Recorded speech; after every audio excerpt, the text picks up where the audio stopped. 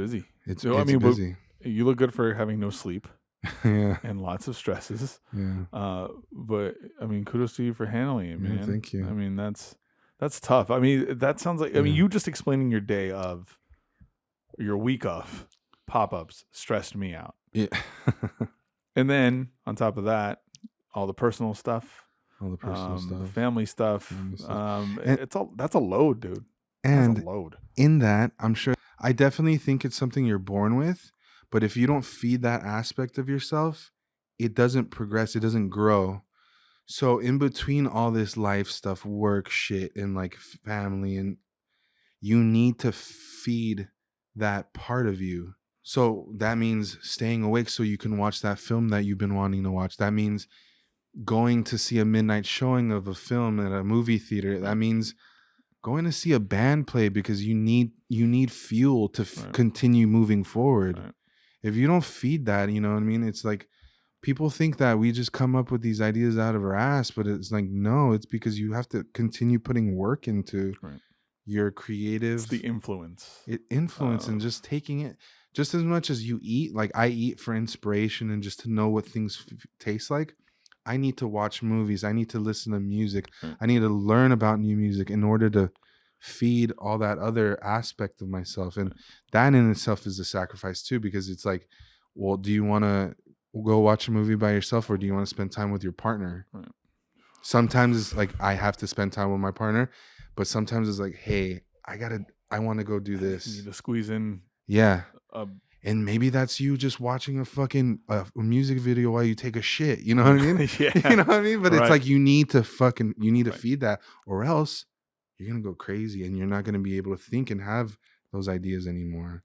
It's scary, but that's what I've learned being a creative dad.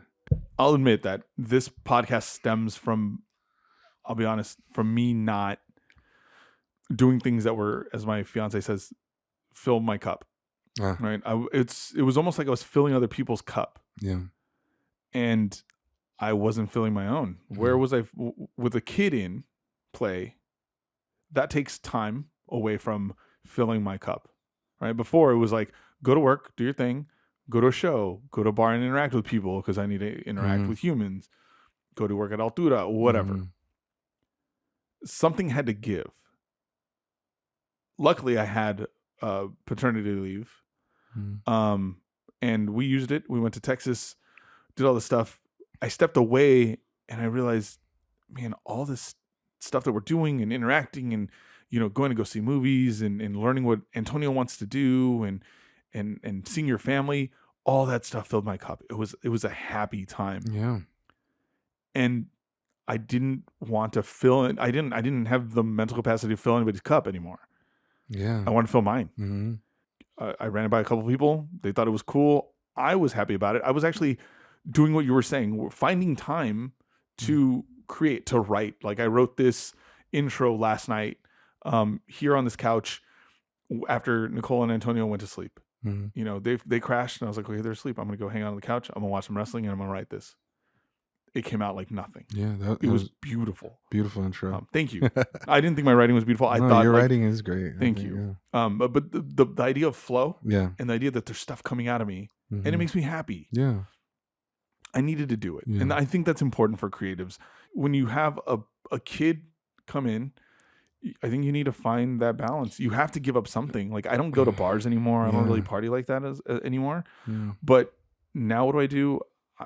Something else had to give, and now I'm filling it with filling myself up, and then filling my own cup, and then hopefully doing this more often. Yeah.